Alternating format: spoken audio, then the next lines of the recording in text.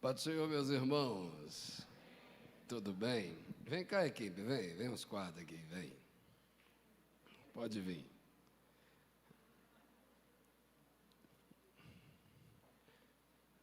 Não é hora de luta, não. Jiu-jitsu só em casa. Vem. Queridos, minha esposa está acompanhando vocês, ela é psicóloga, ela trabalha com as pessoas e hoje ela ultrapassou o trabalho, está no projeto lá. E eu estava viajando para o estado da Bahia, aí estou pregando desde sexta, e estão desde sexta comigo, não larga de jeito nenhum. Disse, papai, para onde o senhor for, a gente está indo. E eles vão falar aqui. Esse aqui é o Mateus. Dá para o senhor. Pazinho. Mariana. Pai Senhor. Mais nada. Pai Senhor, igreja. Esse que é o pregador.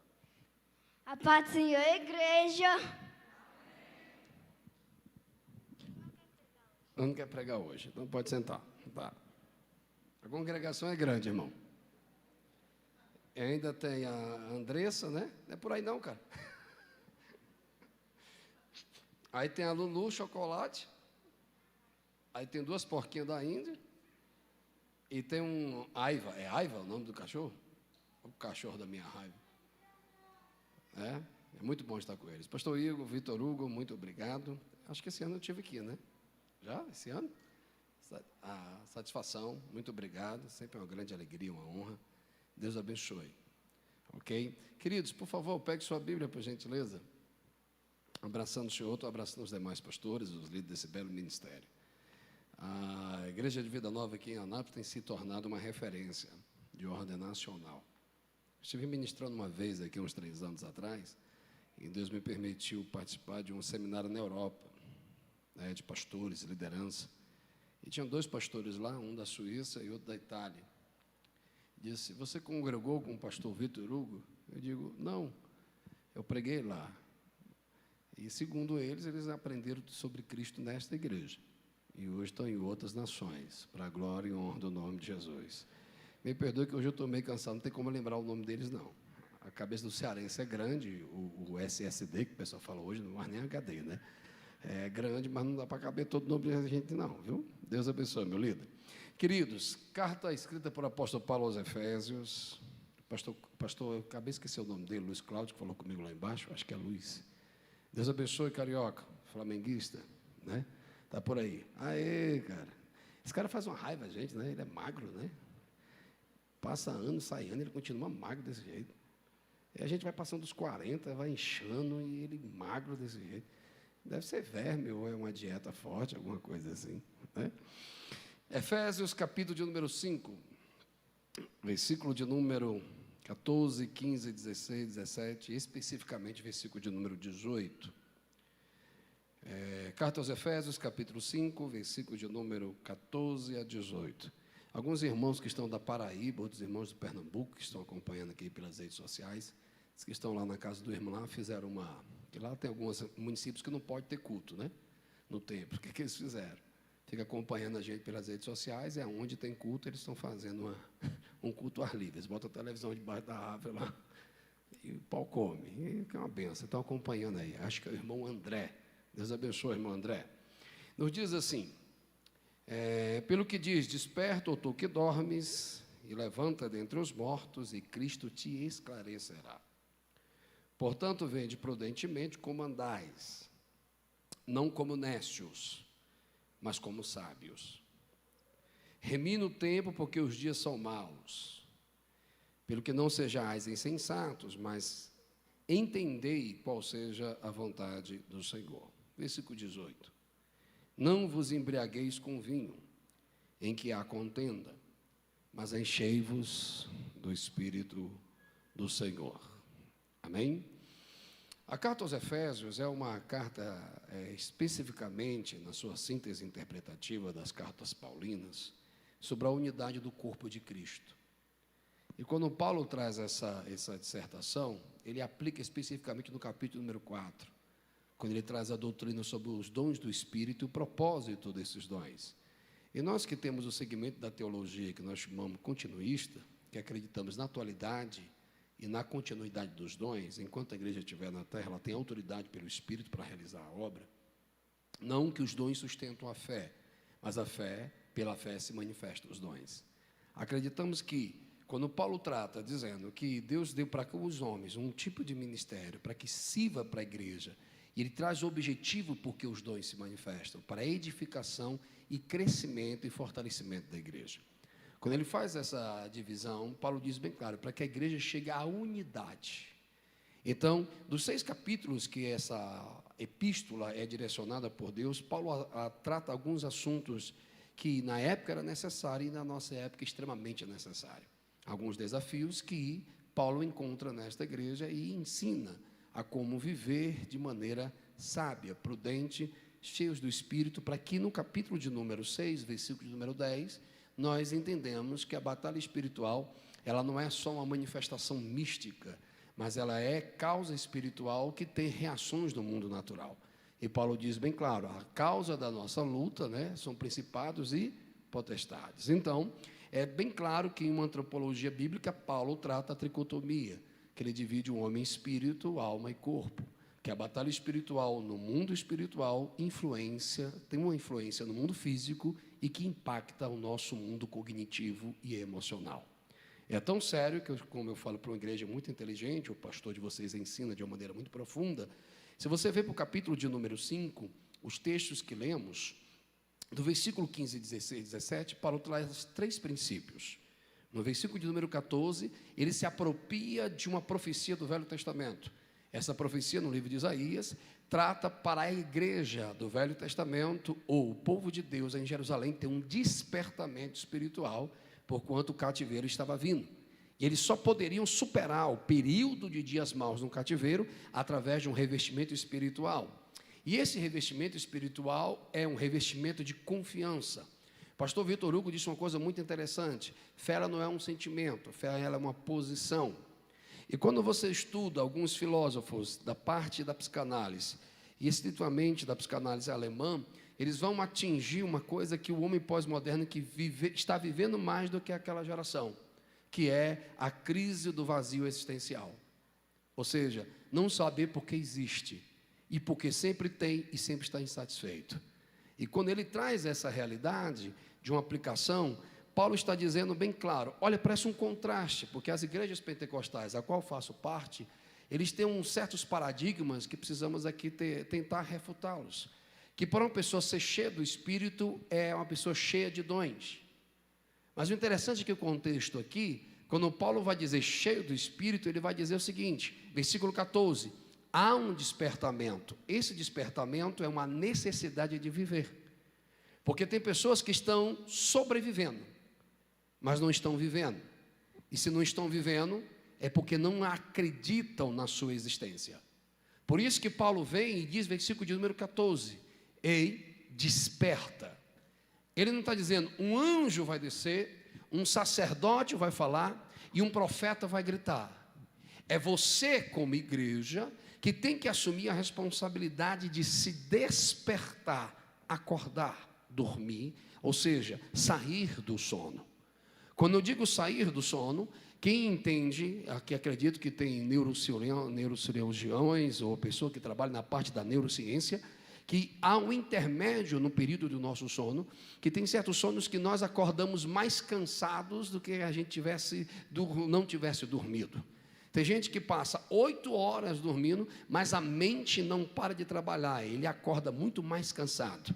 E tem gente que acorda como se tivesse levado uma surra, ou tivesse passado num dia da graduação por 3 faixas pretas do jiu-jitsu, e cada um pesando 100 quilos. Parece que o corpo se machuca, porque a mente não para de trabalhar, porque ele não se encontrou durante o dia. Quando ele se acha durante o dia, quando ele vai para o sono, ele vai para aquilo que o poeta diz, o sono do justo. E o poeta vai dizer, o Senhor me fez dormir e o Senhor me fez despertar, porque o Senhor cuida de mim. Vivemos uma geração que o consumismo, o materialismo, o estereótipo, tem sufocado e cegado a existência, ou o prazer de viver. Tem pessoas que estão sobrevivendo, porque estão com seu potencial espiritual dormindo, porque ele pensa que se ele ter, ele vence. Mas tem gente que tem muito e está vazio muito. Vou repetir, tem gente que já alcançou muito, mas existe uma insatisfação contínua consigo mesmo, porque a sua vida espiritual está dormindo. A Bíblia nos diz: buscai primeiro o reino dos céus e a sua justiça. Eu quero parafrasear: busca o ensinamento do céu e viva pelo propósito que tu aprendeu de lá. Porque se você aprende do céu, você enxerga pelo que o céu quer, você fala o que o céu quer, você sente o que o céu quer. E o céu não é momento, é uma eternidade. Então o propósito que Deus tem para mim e para você, e eu vou gritar porque eu sou meio pentecostal, acho que é mais ou menos, glória. Abraão Lincoln disse bem claro: eu não acredito que o homem foi criado pela necessidade de um dia, ou para o dia da sua morte. O homem foi criado para a eternidade, e se ele vive a vida conforme o propósito que Deus tem para ele, a morte não é um perigo. A morte é uma oportunidade do início da eternidade. Cadê os crentes em Cristo Jesus aqui? Me dê um sinal. Então, há uma convocação, há uma ordem: desperta tu que dormes. Não é outro que vai te acordar, é você que tem que ter um monólogo. Olhe bem para mim, uma conversa entre a pluralidade das suas emoções destrutivas e o seu sustento espiritual. E quando você desperta, você é despertado para 3 grandes desafios. Primeiro, versículo 15: portanto, vede prudentemente como andais, não como nécio, mas como sábios. Tem uns que interpretam, o Wesley vai dizer: vejam como é a vosso modo de viver. Outro intérprete vai dizer: como está o seu estilo de vida. E eu quero aqui no meu cearanês, na minha limitação intelectual teológica, aplicar para mim, meu devocional. Eu acredito que Paulo quer dizer assim: como está o seu modo de viver? Você está vivendo pelo propósito que você recebeu ou pelas suas emoções? Eu quero parafrasear: quem está mentoreando o seu coração? O meio ou o espírito? Quem está sendo líder dos seus pensamentos? Os seus traumas ou o seu propósito? Se você está dormindo espiritualmente, é porque as suas emoções te dominaram. Se você está dormindo espiritualmente, é porque o seu passado te dominou. Se você está dormindo espiritualmente, é porque o seu futuro te dominou. Não entendi. Tem gente que está tão cheio do ontem que não consegue viver o hoje. Tem gente que está tão cheio com amanhã que não consegue perceber o que Deus tem para fazer hoje. Não é dia de sermos escravos de momentos, é dia de vivermos milagres no meio do momento. Quem vai me ajudar a adorar? Quem vai me ajudar? Aleluia. Primeiro princípio, para aqueles que há um despertamento, para aqueles que há uma, já lhe transmito o tema que essa mensagem está subordinado. Peço aos senhores uma paciência para o desenvolvimento introdutório do pensamento do texto. Primeiro, versículo 14, uma chamada ao despertamento, uma necessidade para existir. Vou falar até você memorizar. Uma necessidade de existir, porque tem gente que está sobrevivendo, mas tem gente que não está existindo, porque ele é resultado de emoções e não resultado de propósito. Mas aquele que quer existir, ele vive pelo propósito que Deus tem para ele. Ele pode passar pelo processo, mas não é o resultado que determina, mas o propósito no projeto e no propósito que ele passa. O homem pós-moderno, no imediatismo, no abstrato, na maneira superficial que vive a sociedade da mídia ou dos veículos de comunicação, está gerando pessoas mais preocupadas com o resultado e não pelo processo. Porque tem gente que está acertando no resultado, mas se perdeu no propósito, porque perdeu seus princípios, perdeu a sua identidade, perdeu a sua verdade. Resultado não chama a atenção de Deus, mas como você vive a sua vida, isso chama a atenção de Deus. Quem me ajuda a adorar? Aí um despertamento. Jesus tem um negócio aqui. Quando ele convida ao despertamento, ele nos convida a pararmos de sobreviver e começarmos a existir. Quando a gente começa a existir, nós começamos a administrar a nossa vida, a nossa maneira de viver, segundo este propósito. Ou seja, ele dá uma negativa, pastor Vitor Hugo, ele diz: não andeis como nécios. Primeiro, ele faz o despertamento e nos convida. Todos estão no culto, então, né? Beleza? Ele diz: vede. Ou seja, construa uma opinião sobre quem é você mesmo dentro desse propósito. Ele está dizendo: pare de viver segundo a opinião dos outros, porque a opinião de homens é momentânea, transitória e circunstancial, mas a opinião de Deus, Ele é com você no começo do propósito, no meio do processo e na realização do propósito. Quem vai me ajudar a adorar? Ei! Vede, olhai para a vossa vida, buscai em vós aquilo que Ele tem para você. Não entendi, pastor. Tem hora que a gente busca em tanta gente, a gente faz tanta comparação, tanta aceitação, tanta aprovação, que nós nos perdemos em tantas opiniões e esquecemos de ter a nossa própria. Vou repetir: a gente tem tantas vozes sobre nós que esquecemos de ter a nossa própria voz sobre nós mesmos. A gente busca tanto nos outros a nos encontrar, que esquecemos que nós somos únicos, que a nossa estrutura genética, que a nossa digital, que o nosso globo ocular, não existe outra pessoa igual. Então, não estou lhe dando mérito para se orgulhar, eu estou lhe dando prazer de privilégio, que Deus te aceitou do jeito que você é, sem merecer nada, e te perdoou porque Ele é misericordioso. Quem pode adorar Jesus por isso? Ele diz. Vivemos uma sociedade que conquistou tudo de ordem material e perdeu tudo de ordem espiritual e está extremamente desorientada de ordem cognitiva. Ou seja, eu vivo mais pelo resultado. Olhe para mim, por favor, porque Jesus está aqui. E que esquece de viver, porque ele deixou de existir.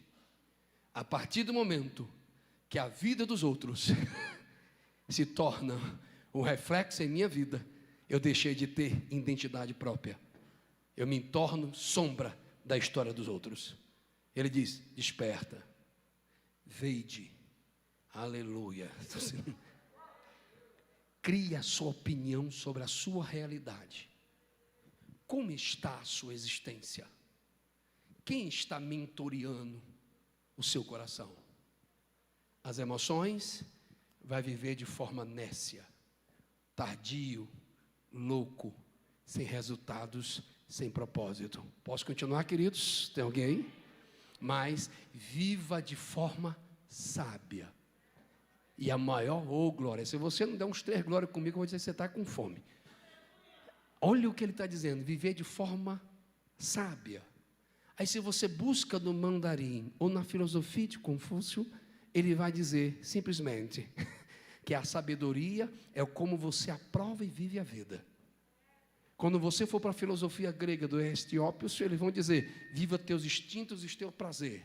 Então você vai ser realizado. Mas aí você vai para o homem mais sábio da história, Salomão.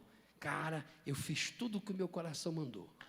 Namorei, fui por risca-faca, arrepiei. Fiz doutorado, mestrado, eu construí isso. Não existia um cabo mais sábio, mais rico, mais pós-graduado, mestrado, doutor igual a mim. Tudo que o meu coração desejou, eu comprei. Mas no final, por que eu estou me sentindo vazio? Acho que alguém já entendeu. Por que tem vezes que as pessoas têm tanta atividade, tantas conquistas intelectuais, mas tem um período do dia que ela senta na cama dele e tem aquele suspiro como se estivesse faltando alguma coisa? Deus não me criou para me ser escravo do que eu desejo ter. Deus me criou para me ser o resultado daquilo que Ele é. Não entendeu? Se Ele é o centro da minha vida, então eu serei satisfeito, realizado, porque eu tenho Deus na minha vida. Aí existe uma grande luta de 2 escolas, quer seja da psicologia ou da psicanálise. Existe cura para o vazio existencial? Para a abordagem humana não existe. Aí, meu irmão, eu estou cheio de Jesus.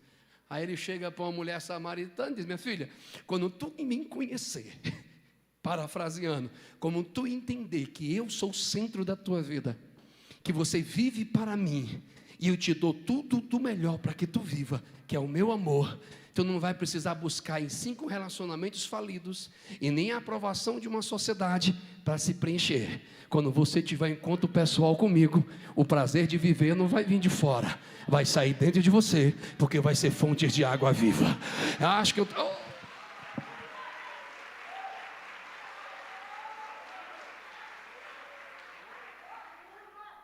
Se você não despertar para poder existir dentro do propósito que Ele tem para você, você se torna guiado, mentoreado, direcionado pelo que você sente. Então você vai viver de forma nécia. Aí você vai perder o segundo princípio, que ele diz aqui, versículo de número 16, remino. Eu não gosto dessa tradução revista corrigida, remino, mas eu gosto da outra que diz assim, administrando o tempo. Ou seja, e essa palavra tempo não está no kairos, tempo eterno. Ele está colocando cronos, administração de tempo natural, segundos, minutos, semanas. E ele vai dizer, portanto os dias são, e dias faz parte da administração do tempo. E estamos vivendo há 1 ano e 4 meses, dias maravilhosos. Vamos ser sinceros, é muita luta. Eu tenho 43 velórios. Os dias são maus. E o mal aqui não está dizendo de mal-estar. Ele está dizendo mal de consciência de maldade. Aqui, a mãe queimou uma criança. A hipocrisia das redes sociais é absurda. E o mais absurdo é no meu gospel. Porque Deus não se alegra com a morte do ímpio. Espero que aquele autor, que era um comediante, que o cara era fenomenal na sua arte, espero que tenha se arrependido e conhecido Jesus. Mas o que ele acrescentou foi risos, não obras, não propósitos. O outro funkeiro que morre adulterando num acidente, é mais enaltecida essas 2 mortes do que a morte das 5 crianças e das 2 heroínas em Santa Catarina, que a história conta que uma das professoras agarrou na cintura do assassino e não deixou matar as outras, porque ela morreu abraçada nele até os homens chegarem. Mas isso não dá fama, isso não dá like, isso não dá curtida, porque essa sociedade não está atrás de heróis, essa sociedade está atrás de funk e atrás de comédia. Mas a igreja de Jesus Cristo, eu vou gritar, os meus heróis não morreram pulando por causa de adultério, os meus heróis não morreram de overdose, o meu herói morreu na cruz do Calvário, para que eu tenha vida, vida, vida, vida. Quem me ajuda a adorar aqui? Vida!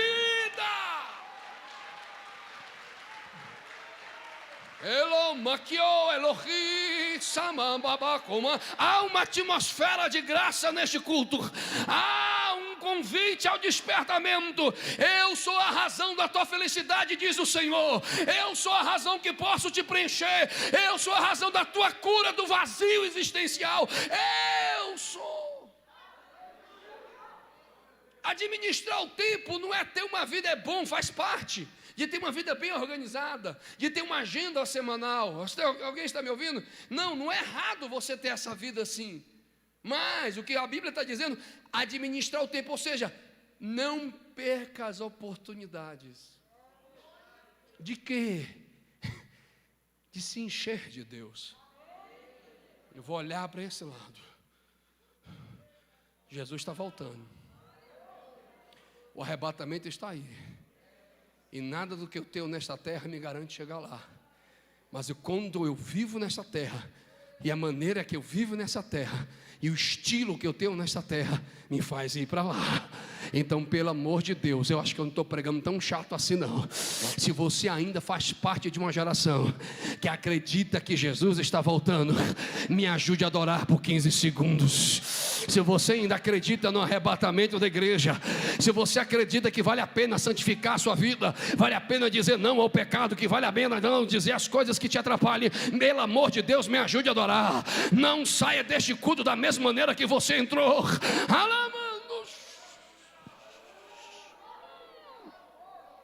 Os dias são maus porque são administrados por homens maus. A perversidade está sendo celebrada, a maldade está sendo enaltecida, a sociedade pós-moderna se perdeu. Mas a Bíblia diz que Ele é o alfa, que Ele é o ômega, que eu não sou resultado do Cronos, eu sou resultado de um propósito Kairos. Não entendeu? O que Deus tem para mim não pode ser explicado na agenda humana. O que Deus tem para mim só pode ser revelado pela agenda divina. Não entendeu? Quando a minha esposa me viu depressivo, porque eu perdi 3 amigos numa mesma semana, e tive que fazer o velório dos 3, aleluia. E quando eu comecei a me perder, eita, baianazinha arretada, ela está até rindo agora, eu acho. Ela chegou perto de mim, me deu um tapa no peito e disse: macho, olha como ela me chama, ei macho, não é assim que tu fala? Vamos chorar sim pelas nossas perdas, vamos chorar sim pelos nossos amigos, mas escute uma coisa: se eles estão em Cristo, Jesus disse: eu sou a ressurreição e a vida, quem crê em mim, mesmo que esteja morto, viverá. Alguém está me entendendo? Aí ela volta: nós não temos que nos preocupar com quem foi, nós devemos nos preocupar porque nós estamos vivos, porque se Deus nos permitiu continuar vivo, é porque ainda temos um propósito para fazer nessa terra. Cadê os vivos aqui? Cadê os vivos aqui? Cadê os vivos? Então, não se embriague com essa desorientação cognitiva de uma sociedade perdida.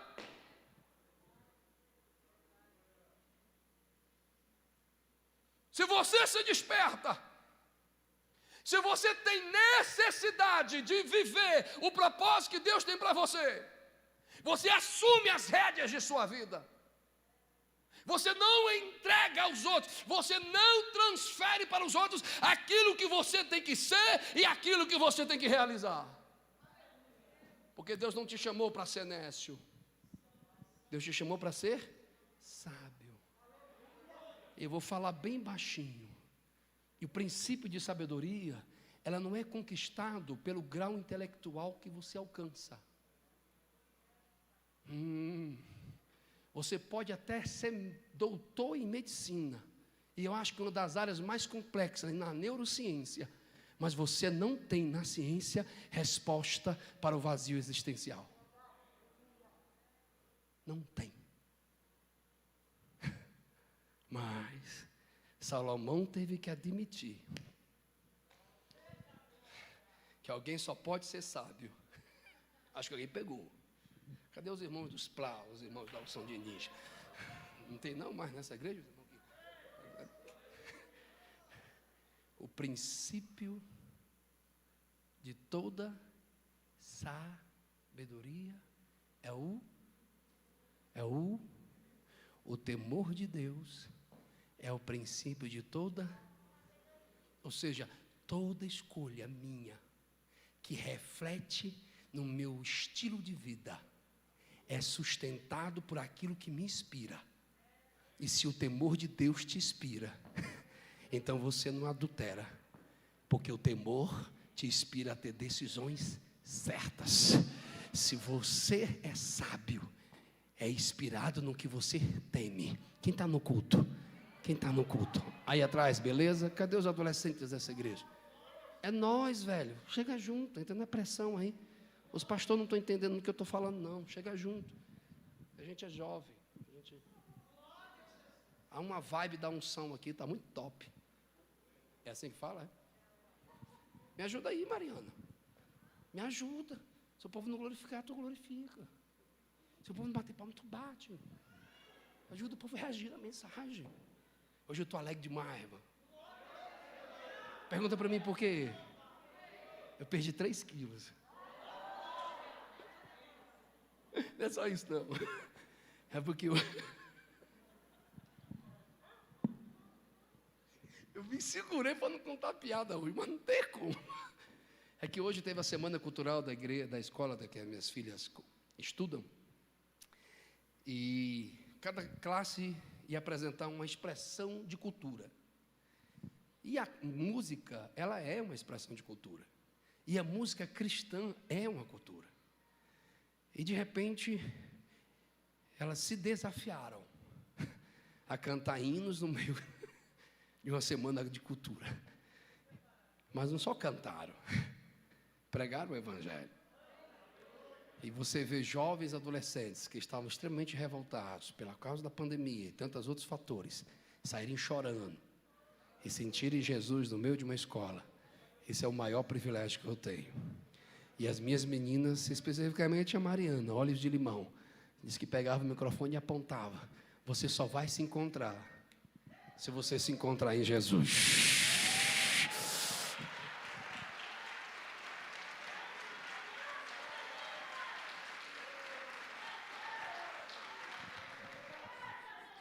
Por muito tempo a gente escuta que, desculpe me emocionar, por muito tempo a gente escuta que temor a Deus é medo de Deus. Mas não. Deus, ele não é um ser de relacionamentos abusivos. Deus nunca cria a sua força para poder submeter o outro ao medo, ao terrorismo religioso. Me sirva porque existe o inferno. Não. Deus te convida a servi-lo porque existe o céu. Ele nunca força alguém a servi-lo. Ele tem todo o poder. Ele não espanca, ele não fere, ele não humilha. Ele não é um ser abusivo. Ele é um ser amoroso. E o amor não espanca, o amor não violenta, o amor não humilha, o amor sustenta, o amor acolhe, o amor cura. É isso que Então, se eu tenho este amor com Deus, por que eu tenho que me submeter a relacionamentos abusivos com outro ser humano? É porque Deus não é o meu centro. Lembra que eu falei? Que é muitas vozes sobre quem eu sou, que eu me perco em mim mesmo. E acabo criando a chamada idolatria emocional. Mesmo sofrendo, mesmo sendo violentado, mesmo sendo humilhado, eu continuo me submetendo a esse tipo de relacionamento, porque eu não consigo acreditar que eu possa ser feliz. Mas hoje o Espírito Santo está te convidando. É melhor você perder a opinião que os outros têm sobre você e não perder a presença de Deus. Porque eu vou gritar aqui, ver se alguém reage comigo. Temor a Deus não é medo de Deus, é medo de perder o relacionamento com Deus. Aí eu vou gritar que eu só estou sentindo. O verdadeiro temor a Deus é medo de perder a presença de Deus. Aí o Espírito me toma com todo o temor da minha alma e manda perguntar a alguém nesta santo lugar: qual o grau que você tem de afinidade com a pessoa de Deus? Porque se Ele não for teu tudo, então, meu querido, você sempre vai viver do nada. Mas se Deus é o teu tudo, se exploda quem pensa ao contrário. Deus é o melhor para você. Eu vou repetir até alguém reagir. Deus é o melhor para você. Eu vou reagir mais uma vez. Deus é o melhor para você.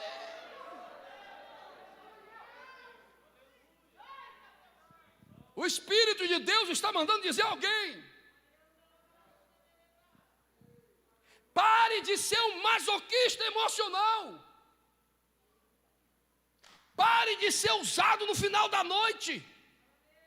A pessoa roda o dia todo, anda na mão de todo mundo, brinca com todo mundo, e você fica procurando migalhas de qualquer mensagem que vinha dele ou dela no WhatsApp, e no final da noite, às 22 horas, pergunta: onde você está? Estou no apartamento, estou chegando aí. E chega lá, toca na campainha, você deixa entrar, ela ou ele te usa por 30 minutos e vai embora, e não te dá afinidade. Não.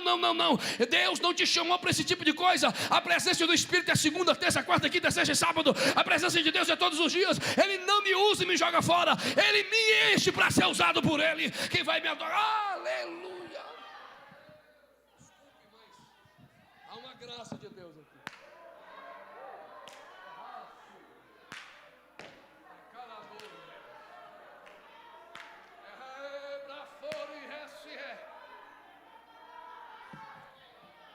Essa fragilidade emocional tem levado pessoas a serem escravas dessa idolatria. E Deus tem uma palavra para o macho nessa noite. E se Deus me mostrasse quem é você, eu ia em você, porque eu não tenho medo de homem. Eu só não tenho tamanho. E eu corro muito. Você tem que correr mais do que eu para me pegar. Continue usando de abuso com essa pessoa que está do seu lado. Uma hora Jesus vai te medir. E uma hora Ele vai te pegar. Viu? Cuidado. Ela é noiva de Cristo. E o noivo guarda a noiva. Quem tem ouvidos para ouvir, ouça. Quem pode levantar a mão comigo ao céu? Se ainda existe temor de Deus em você, receba pela fé o que eu estou recebendo aqui. Se Deus ainda é o teu tudo, pelo amor de Deus, reaja. Se Deus ainda é teu tudo, aleluia, aleluia, aleluia. Você pode passar pela ansiedade, mas você não se perde. Você pode passar pela depressão, mas você não se perde. Você pode passar pela decepção, mas você não se perde. Você pode até passar pelo trauma, mas você não se perde. Ter Jesus não é dizer que não vai ter dores, mas ter Jesus é enxergar o propósito para as suas dores. Assim diz o Senhor dos Exércitos. Deixa eu concluir e ministrar sobre a sua vida. Portanto, vede prudentemente como andais, não como nécios, mas como sábios. Faça do temor de Deus a inspiração do teu estilo de vida. Eu cheguei para minha esposa e disse: meu amor, e eu vou até abrir o coração, está até na mídia, é meio constrangedor. Eu tenho um casamento abençoado, são 20 anos, mas não somos perfeitos. Eu fico revoltado com os caras que sobem num púlpito e quer transmitir para as pessoas da igreja que o casamento dele nunca teve crise. Isso é demagogia, isso é hipocrisia. São dois temperamentos diferentes, são duas histórias diferentes, são dois universos diferentes que vão entrar em choques. E de vez em quando a mulher tem TPM. Só os fortes entenderam. E de vez em quando o homem tem dívidas. Só as fortes entenderam. Amigas, suas loucas. Aí vem dizer que não tem atritos. Tem que entender que, por exemplo, eu sou flamenguista. Minha mulher é São Paulina. E ano passado eu senti tanto bullying na minha casa. E ela não alisa. Ô baianazinha, só não tem tamanho. 3 horas da manhã, eu lá não sei aonde. E ela, amor, tô com saudade. Eu disse, ixi, vai mandar uma mensagem para mim. Não. Aí de repente vem aquele meme. 3-0. Eu pregando e ela mandando mensagem. Mais um. Olha o que a minha esposa faz comigo. Eu digo, amor, por que você está fazendo isso? É porque eu te amo demais. Eu tenho que te humilhar para quebrar o teu ego de flamenguista. Ela chega para mim de manhã, faz aquele café, bota uma orquídea no meio da mesa, bota aquela tapioca, aquele cuscuz, aquele ovo mexido, batata doce, ovo cozido. Alguém entendeu? Digo, meu amor, eu quero comer outra coisa. Não, você vai comer isso. Você estava muito gordo.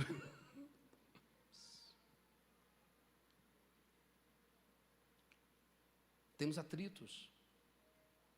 Mas uma vez eu falei nos olhos dela: o meu amor humano, posso lhe amar, mas a minha humanidade me leva a te trair. Nada do que é homem em mim a me fazer ser fiel a você. Mas o meu temor ao meu Deus me faz sustentar o casamento que eu tenho com você. Eu lhe amo demais e não desejo lhe trair. Mas se eu não vigiar e perder a graça, amanhã eu desvio, tomo cachaça e o pau come. Mas o temor de Deus em mim não me permite trair você, porque eu amo mais o meu Deus do que a você. Ainda acho.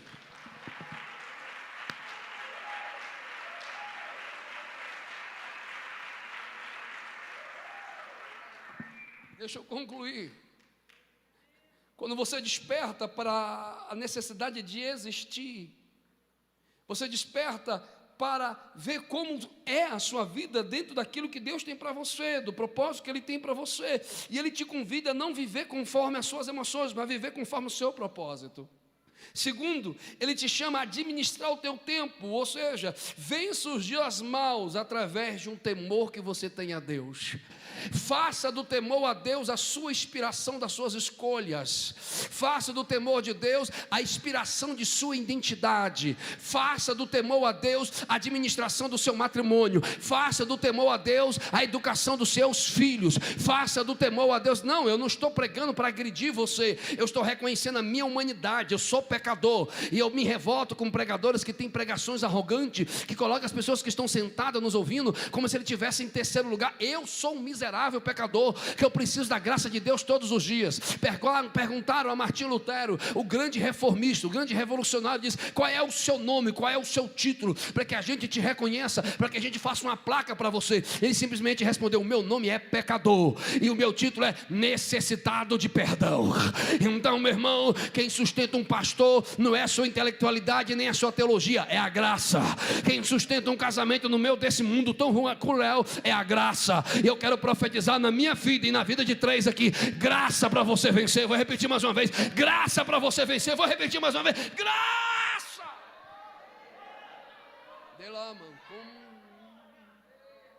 Deixa eu marcar. Você só pode despertar para existir quando você olha para a sua vida e entende que o único que pode fazer você vencer ao vazio existencial é ser cheio daquilo que te leva a existir. E aquilo que te leva a existir é aquele que o único que pode compreender por dentro e por fora. Termino e oro por vocês dizendo: pelo que não sejais insensatos, mas entendei qual seja a vontade do Senhor. Eu quero interagir com vocês, porque vocês estão de máscara, não sei se vocês estão gostando ou não, isso me dá medo. E o pastor Vitor Hugo está assim com o olho assim, não sei se está indo legal, se está como está. Porque quando você olha para a cara dele quando estava sem máscara, você sabia se a mensagem está vindo boa ou não. Né? A igreja que eu sou pastor olha para mim e diz que se eu levantar a crista assim, já sabe que o negócio está feio. E o pregador já é recomendado: se o pastor Antônio Márcio se levantou, é para que você tenha que dar o microfone imediatamente. É essas coisas de pastor, né? O que eu quero dizer, o que eu preciso dizer, que diz aqui: pelo que não sejais insensatos, mas entendeis qual seja a vontade do Senhor. Repita comigo, por gentileza, não é obrigado, mas eu quero sua participação. Diga por gentileza: conhecer a Deus é possível, entender a Deus é milagre.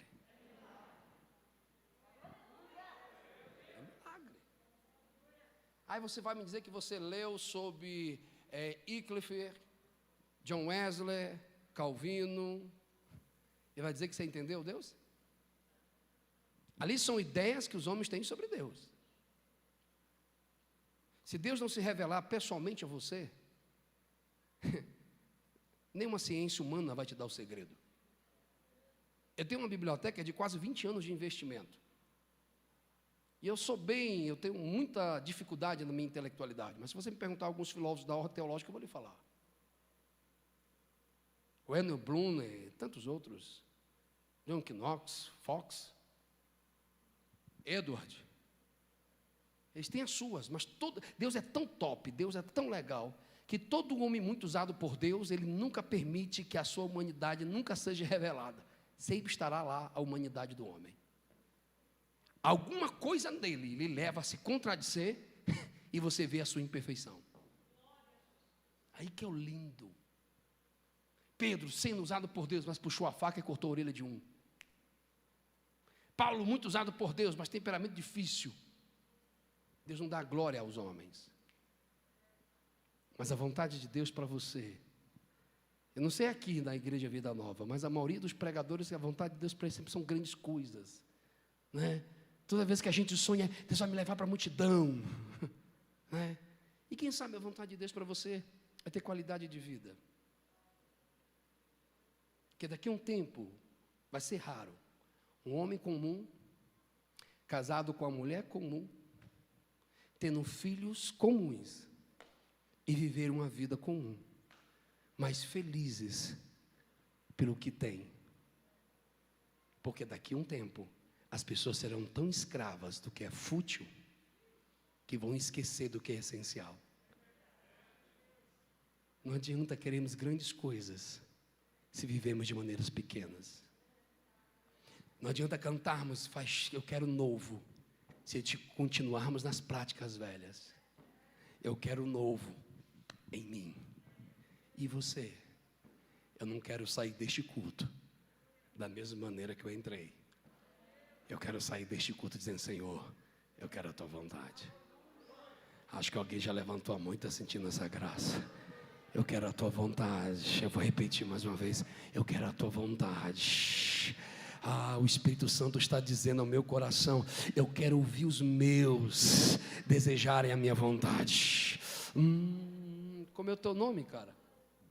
Ei, velho, como é o teu nome, bicho? Teu nome? Eduardo? Warley? A gente só falta falar em línguas estranhas quando fala o nome do cara. Olhe bem para mim, olhe os meus olhos.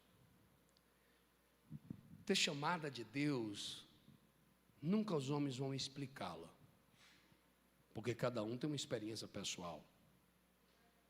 Mas o Espírito Santo em mim te diz bem claro publicamente: não deixa a chama que Ele incendiou seu coração para o santo ministério ser apagado porque um dia teve frustração, porque um dia não teve uma realização.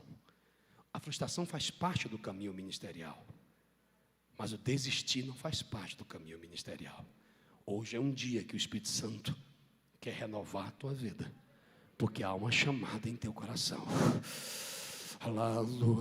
Porque toda hora que eu estou pregando tem aquela visão, sabe, espada, sabe, escudo, faz parte da labuta.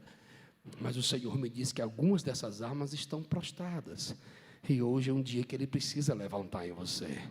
Ele sabe do dualismo, da luta interna, do bem que eu quero fazer, não consigo, e o mal que eu não quero fazer, isso eu faço. Ele sabe que tem dia que os gritos do desejo é grande, mas há uma necessidade no seu coração muito grande de viver a vontade de Deus. Se levanta, meu filho. Quando eu tocar em você, a graça de Deus que há em mim, vai renovar a tua chamada aqui. Vem cá, pastor Luiz, vem cá, pastor Luiz. Porque se Jesus não tivesse trago essa revelação e essa resposta hoje, meu filho, então não ia suportar as coisas que vão vir. Mas aquieta só mais um pouco, porque tu verás que aquele que começou a boa obra é fiel para terminar.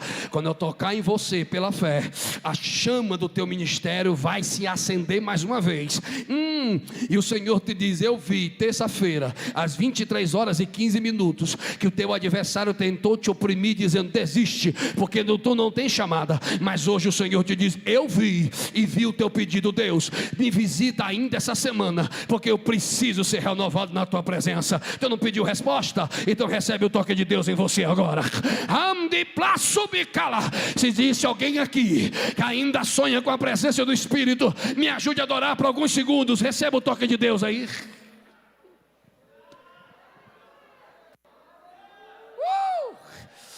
Aleluia! Foi liberado algo lindo de Jesus aqui. Aleluia! Aleluia! Eu vou repetir mais. Oh, glória! Acabo aqui. Faça da vontade de Deus o centro de sua vida. Faça da vontade de Deus a inspiração de você existir. E quando você fizer, olhe para cá.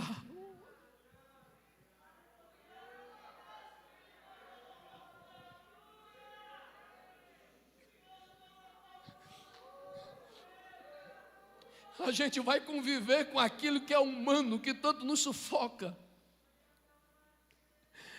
A gente vai começar a conviver com uma culpa, com uma visão diferente. A gente vai começar a enxergar a nossa realidade de uma visão diferente. Aleluia! Desculpe, pastor, mas a minha carne está tremendo.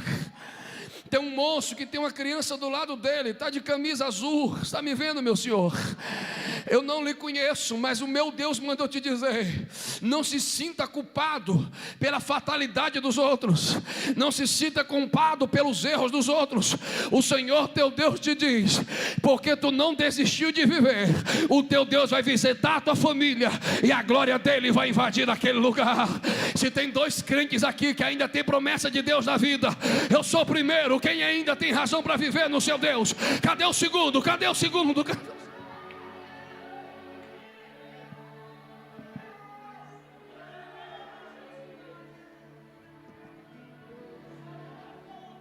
Quando eu desperto para existir, porque eu tenho um propósito para viver. Vou repetir. Quando eu me desperto a existir, porque eu tenho um propósito para viver, eu deixo de sobreviver. Porque eu não sou um nécio. Eu tenho o temor de Deus em minha vida. Se eu tenho a maior sabedoria para administrar a vida. Se eu acredito que Deus tem um propósito comigo, eu começo a existir. E não me torno escravo de um tempo mau, mas me torno resposta de Deus para esse tempo mau. Eu tenho as oportunidades de quem quer existir. Ele começa a realizar não o que ele pensa que não conseguiu fazer, mas ele começa a fazer o que ele deve fazer agora. E quando você faz isso, você busca a vontade de Deus. Aí que é o top, que diz Paulo, e fecha a Bíblia: não vos embriagueis com o vinho, mas enchei-vos. E quem aqui já trabalhou com o alar, ou teve como eu tive na minha família, avô alcoólatra, pai alcoólatra, eu fui alcoólatra, uma maldição cultural, tios alcoólatras.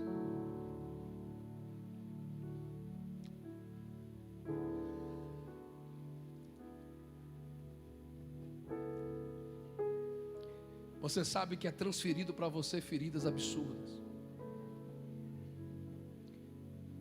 E quando pais não são curados, eles têm uma tendência inconsciente de transferir para os filhos as suas feridas.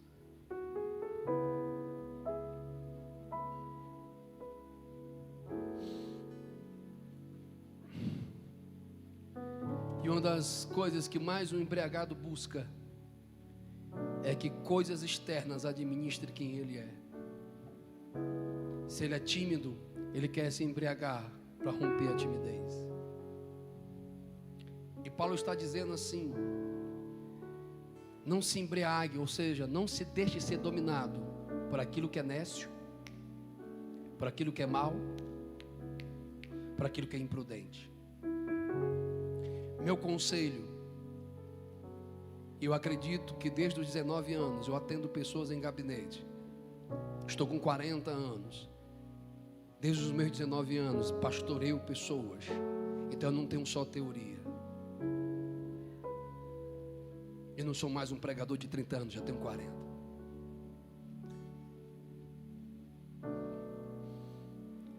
Nós vivemos um tempo de transferências e não transformação. E as pessoas estão se deixando ser embriagadas pelo medo, pelo pavor, pela frustração e pelo aquilo que foi transferido para ele. Mas Paulo diz: não vos embriague com vinho. Não busque justificativas para perder o teu equilíbrio. Não cave o teu passado para ter uma justificativa para não continuar sonhando. Não busque nos erros dos seus pais justificativas para que você não seja bom pai. Mas se encha do Espírito. E se encher do Espírito não é só falar línguas ou pular. As pessoas erram muito nisso. Ali você é revestido de poder. É uma coisa, ser cheio é ser dominado pelo Espírito.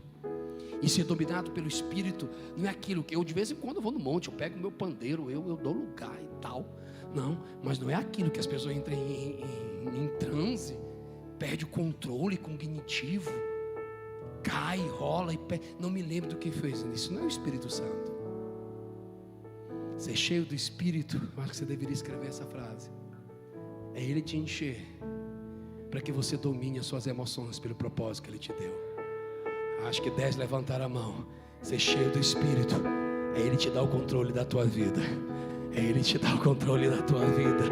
É você dizendo: eu posso ser um bom pai, eu posso ser uma boa mãe, eu posso ser um bom marido, eu posso em Cristo. Todas as coisas eu posso em Cristo. Quem necessita ser cheio do Espírito Santo, quem necessita, se coloque em pé, por favor.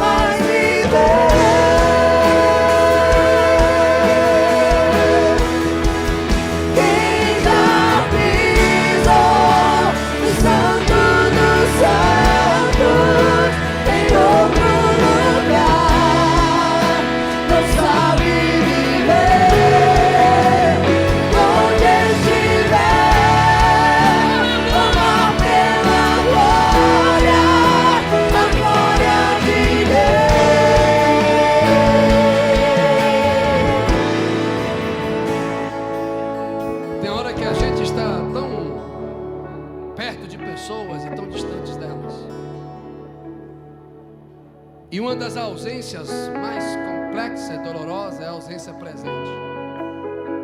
Está perto, mas está distante.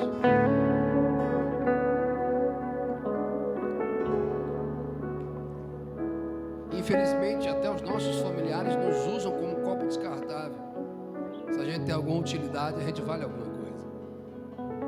Mas o lindo do Espírito Santo não. Disse Jesus: eu vou para o Pai, mas não vos deixarei órfãos. Rogarei ao Pai que vos dê outro Consolador, que esteja convosco todos os dias. Eu vou repetir algumas coisas, já vou orar por você. Ninguém quer ir na casa de alguém que não tem algo para oferecer. Vamos ser sinceros. As pessoas querem estar conosco no dia que a gente está bem, mas o Espírito Santo não. Aleluia. Ele está comigo no dia que eu estou sorrindo. Ele está comigo no dia que eu estou chorando. Ele está comigo no dia que eu acerto. Ele está comigo no dia que eu erro. Ele está comigo no dia que eu estou prostrado. Ele está comigo no dia que eu estou em pé.